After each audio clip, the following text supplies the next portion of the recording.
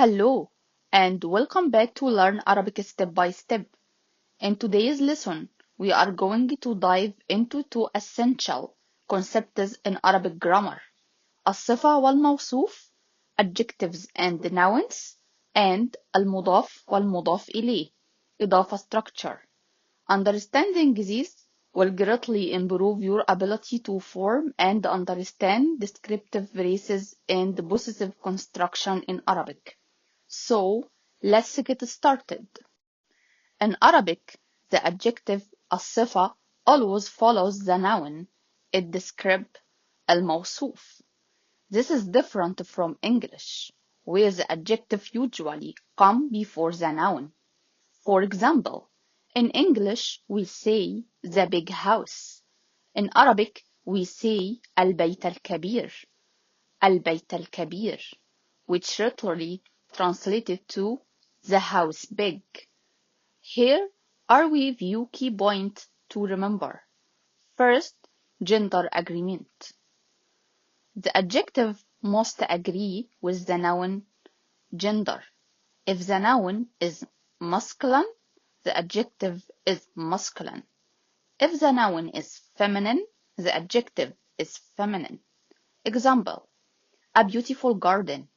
In Arabic is الحديقة الجميلة. الحديقة الجميلة. Notice how both the noun and adjective are feminine. Second, number agreement. The adjective also agree in number with the noun, meaning if the noun is singular, the adjective is singular. If the noun is plural, the adjective is plural. Example: the big houses. In Arabic is البيوت الكبيرة. البيوت الكبيرة. Both the noun and adjective are the plural form. Definiteness. If the noun is definite, has alif واللام at the beginning, the adjective must also be definite. Example: the old book. In Arabic is الكتاب القديم. الكتاب القديم.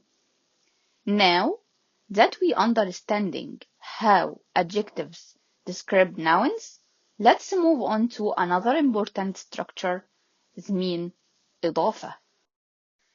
إضافة is the Arabic grammatical structure used to show position or a relationship between two nouns.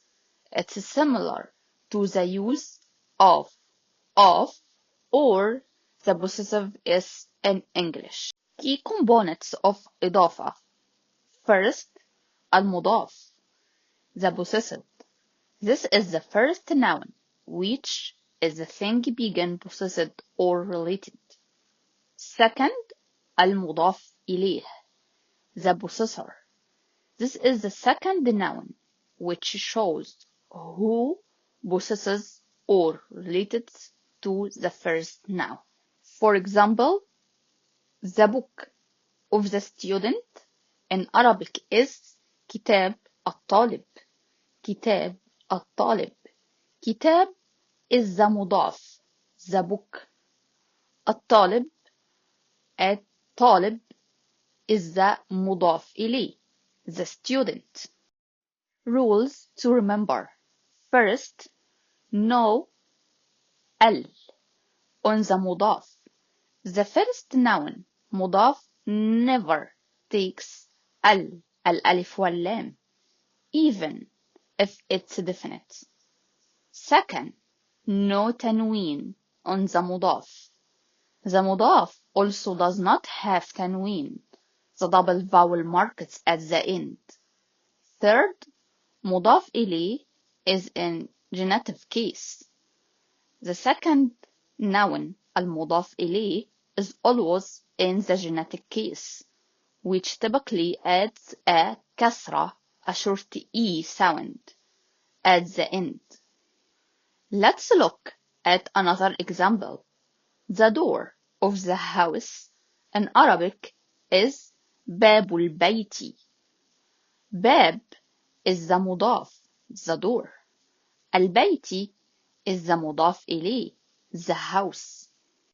In summary, إضافة is a simple yet powerful way to express relationship between nouns in Arabic.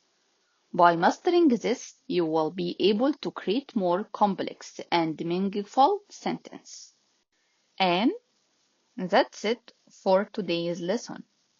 We have learned the basic of الصفة والموصوف and الإضافة. These are two important parts of Arabic grammar that will help you describe, think, and show relationships between words. Keep practicing by making your own sentence, and soon this idea will feel natural to you. And remember, if you have any questions, want a specific lesson, or have any feedback, feel free to leave a comment below. I'm here to help you in your Arabic learning journey, so your input is always welcome. Thanks for watching and see you in the next video. مع السلامة.